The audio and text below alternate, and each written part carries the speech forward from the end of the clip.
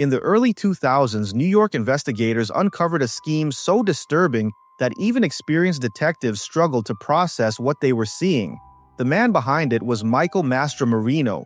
He was a former New Jersey oral surgeon who had gone from running a legitimate dental practice in Fort Lee to running one of the largest illegal human tissue harvesting rings in the country. For several years, he quietly built a network inside funeral homes across New York and New Jersey. Families buried their loved ones without knowing that the remains had been altered before the caskets were closed. Mastromarino had once been a successful dentist. A hand injury led to a dependence on pain medication, and he eventually lost his license. Instead of rebuilding his career legally, he shifted into the tissue recovery business. He saw that companies paid money for bone, skin, tendons, and ligaments used in surgeries. He realized that if he could acquire tissue cheaply, he could sell it for significant profit, regardless of where it came from. To make the operation possible, he partnered with Louis Garzone, a Brooklyn funeral home owner. Through Garzone, he gained access to bodies brought in for routine preparation. Over time, the ring expanded into multiple funeral homes in New York and New Jersey, with Brooklyn serving as the main hub. Technicians were given access to back rooms where they could remove tissue without the families knowing. The removals were carried out under the company name Biomedical Tissue Services. Families believed everything was normal when they selected a funeral home. Mastromarino's technicians arrived claiming to perform legal tissue recovery. Instead, they cut out bone, skin, and ligaments far beyond what was allowed.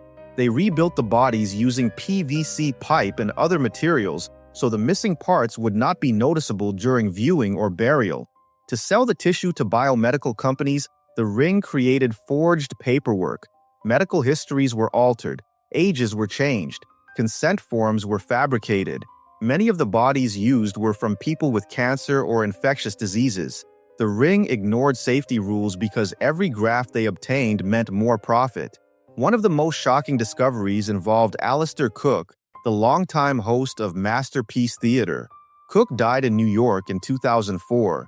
His body was taken to a Brooklyn funeral home connected to the ring. Mastromarino's team removed bone and tissue and falsified records to make him appear younger and medically healthy even though he had bone cancer.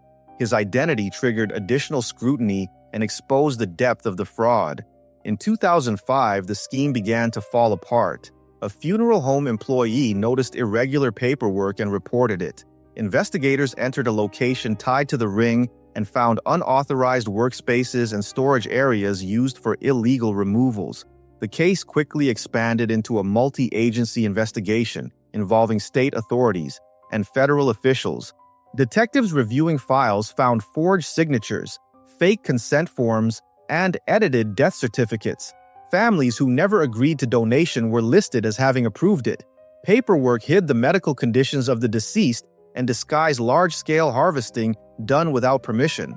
By the end of the investigation, authorities estimated that the ring had harvested tissue from roughly 1,000 bodies.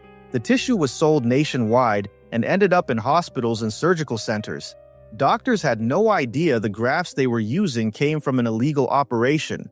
Companies were forced to initiate recalls once the source was uncovered. Mastromarino and several associates were charged with body stealing, enterprise corruption, forgery, and illegal tissue harvesting. Over months of proceedings, Mastromarino entered guilty pleas in multiple jurisdictions. He admitted that documents used to justify the removals were falsified from the beginning. Families attended hearings and listened as investigators described how bodies were altered. Bones were replaced with plastic or pipe, surgical cuts were concealed under clothing, and signatures on consent forms were manufactured.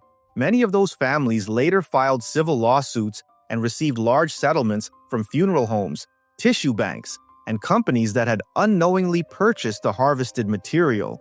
Mastromarino was sentenced to 18 to 54 years in prison. The sentence ensured he would spend most of his life incarcerated. The case forced regulators to examine how easily the tissue recovery system could be manipulated. Oversight procedures differed by state, and funeral homes often operated without direct monitoring. While in prison, Mastromarino gave occasional interviews.